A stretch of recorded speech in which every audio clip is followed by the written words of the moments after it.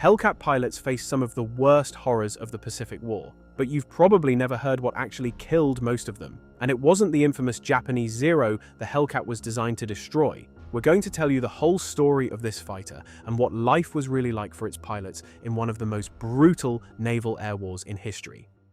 So, let's first set the stage for what was the problem that brought the Hellcat into the war as fast as humanly possible. Before the United States even entered the war, the Japanese A6M Zero had already proven itself a terrifying weapon in the skies over China. It was first deployed in August 1940 against older Soviet-made fighters which stood no chance. But here's the thing. The US military had almost no information about this new Japanese aircraft despite these engagements, because reports coming out of China were mostly written off as exaggeration. American officers assumed the victories were due to Chinese incompetency and outdated planes, rather than realizing that the Japanese had arguably one of, if not the best fighter in the world at the time it appeared. And that assumption was about to cost them dearly. The US got its first real taste of the Zero during the attack on Pearl Harbor, and they quickly realized their own aircraft were outclassed. In the first 3 months of the Pacific War alone, Zeros claimed 470 of the 560 Allied aircraft destroyed. The first encounters ended in disaster after disaster, as the Japanese quickly established air superiority over most battlefields in the Pacific. So what made the Zero so deadly in a dogfight? Well, it came down to one thing above all else: maneuverability. When Mitsubishi designed this aircraft, they emphasized speed and agility over everything, making every possible attempt to shed weight from the airframe. The result was a light, nimble fighter that could outturn and outclimb anything the Allies had by a wide margin. And it wasn't just about agility either, because the Zero actually came quite heavily armed, with two 20mm cannons and two 7.7mm machine guns. Now, this performance came at a cost. The Zero had no self-sealing fuel tanks, no armor protecting the pilot, and basically a paper-thin structure that was so fragile, pilots could actually dent the fuselage just by climbing into the cockpit. But the Japanese designers made this compromise consciously. They figured that the agility the lightweight construction provided was the best protection their pilots needed, and for a while, they were absolutely right. At this point, the best carrier fighter the United States had to throw against the Zero was the F4F Wildcat. It had some advantages, sure, but it was simply no match for the nimble Zero in a one-on-one fight. Even after winning the Battle of Midway, American officers were not happy with their fighters and complained bitterly about how inferior they were. Commander John Thatch put it bluntly in his after-action report when he said that the Wildcat was pitifully inferior in climb, maneuverability, and speed. That's a damning assessment from a man who had just helped win one of the most important naval battles in history. But Thatch didn't just complain about the problem. He actually came up with a solution that probably saved hundreds of American pilots from being shot down. He devised what became known as the Thatch Weave, a technique where fighters flew in pairs, and when a Zero attacked one of them, that pilot and his wingman would turn toward each other. This maneuver would inevitably bring the pursuing Zero directly into the guns of the wingman as he chased the first fighter. It was clever, it worked, and it helped the Americans make use of their aging Wildcats in a fight they otherwise couldn't win. But everyone knew this was just a stopgap. Simply put, the United States needed a next-generation fighter, and they needed it fast. Now Grumman had actually started work on the Hellcat design back in 1938, but started is the key word here, because the production version wouldn't be ready until October 1942, almost 4 years later. The aircraft was originally intended as a modest upgrade over the Wildcat, nothing revolutionary. However, war has a way of speeding things up.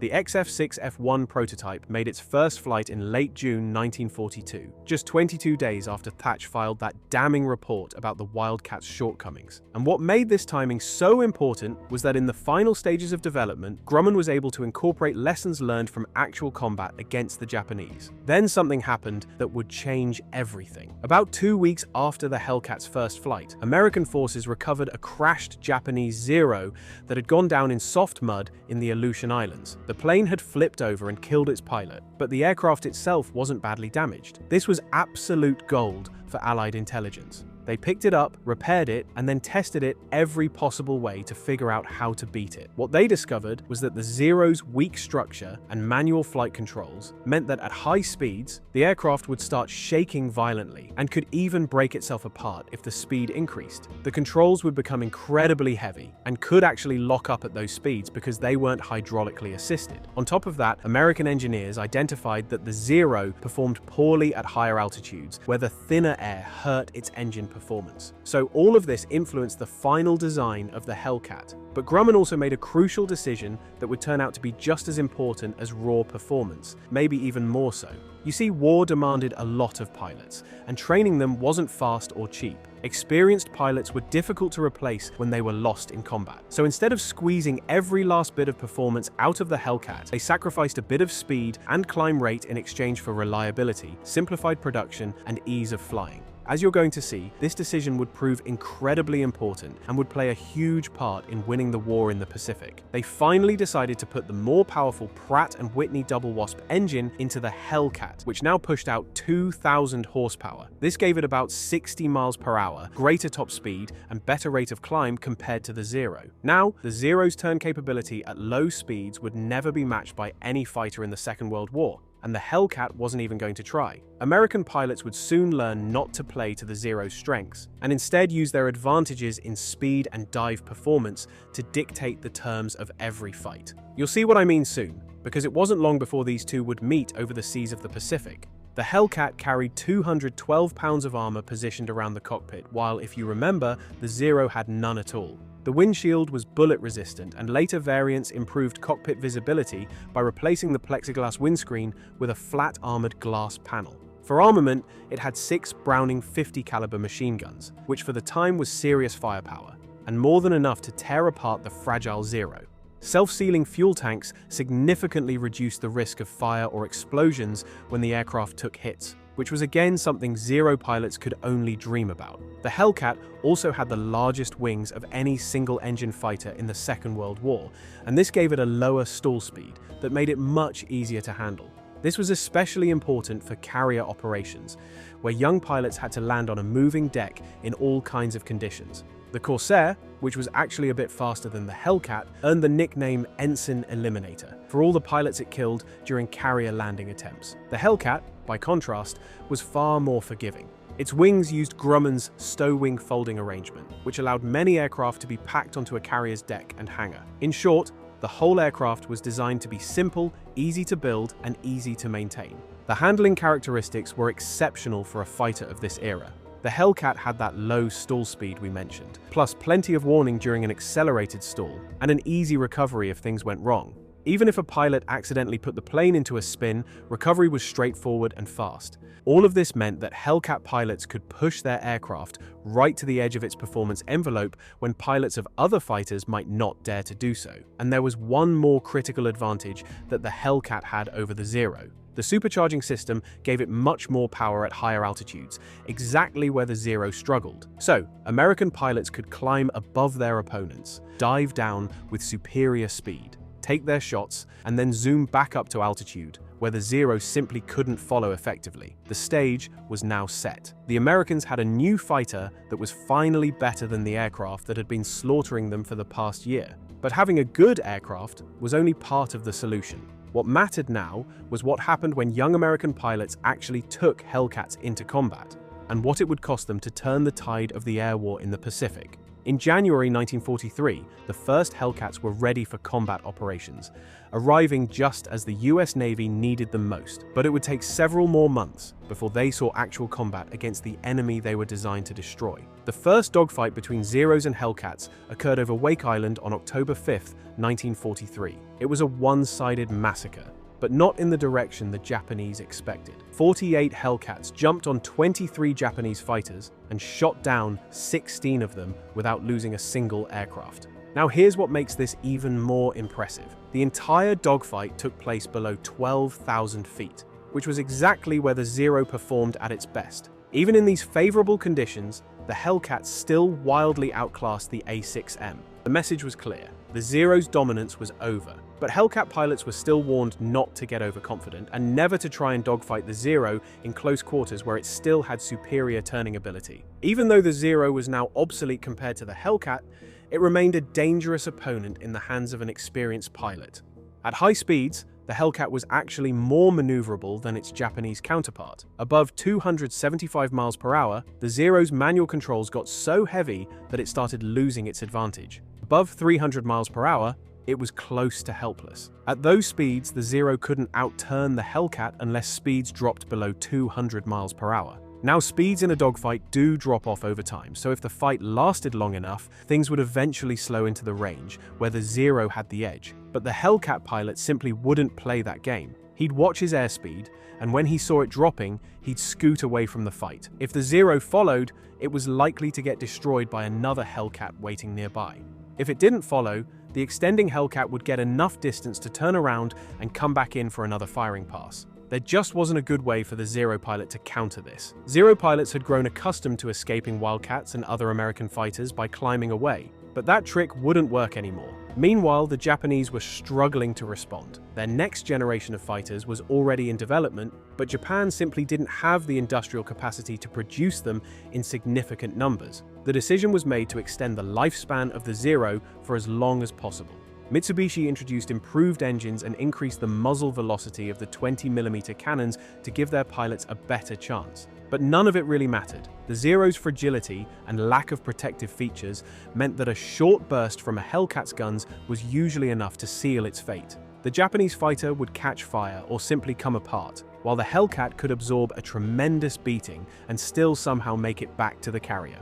And if a Hellcat did go down, its rugged construction often helped save the pilot even in a crash landing, something that couldn't be said for the poor Japanese pilot in his fragile Zero. Japanese pilots soon discovered that even when they managed to get the jump on a Hellcat and fire everything they had, it often wasn't enough to bring it down effectively. Now here's where the story takes a darker turn, because despite the Hellcat's dominance in air combat, being a Hellcat pilot was still an incredibly dangerous job, and the statistics reveal something surprising about where the real danger actually lay. During the course of the war, about 2,460 Hellcats were lost to all causes. However, when you break down those numbers, only about 270 were lost in aerial combat against enemy fighters. Anti-aircraft fire from ground positions and ships claimed around 550. Operational causes accounted for another 340 or so.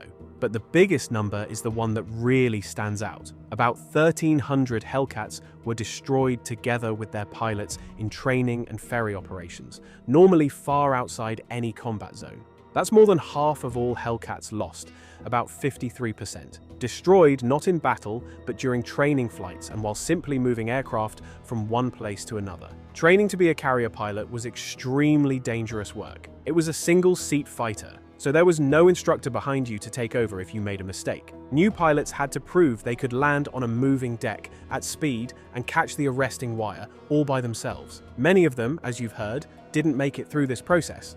And for those who did survive training, the dangers were far from over.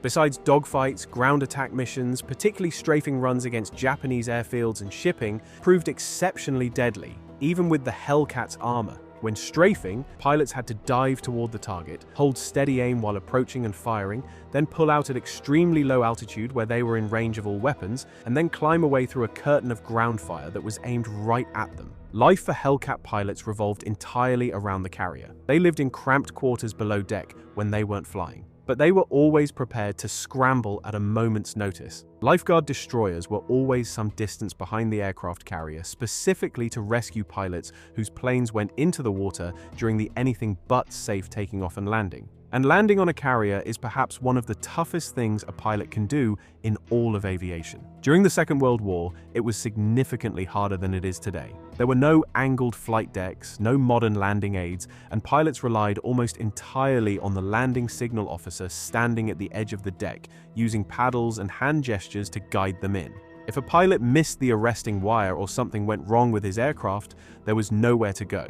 You either slammed into the parked aircraft or you went over the side into the ocean. Now try all this, but in darkness. Pilots were actually more anxious about night carrier landings than they were about combat itself, and it was described as absolutely the most difficult thing you needed to do as a pilot in World War II. Early Hellcat models suffered from a high rate of tire failures during carrier landings, either from poor quality tires or from exhausted pilots who came in too hard. When a tire blew on landing, the aircraft would skid or crash on the deck, and it wasn't rare for someone to die. Look at this legendary photo, for example. Lieutenant Walter Lewis Tuning was photographed rescuing Ensign Byron Milton Johnson from a burning Hellcat on the deck of the USS Enterprise. Johnson's aircraft had suffered engine problems during a routine training exercise. He made an emergency approach, caught the arresting wire on his third attempt, but slammed into the deck so hard that his port landing gear ended up in the catwalk at the edge of the deck. The airframe came to rest on its belly tank, which immediately began leaking fuel.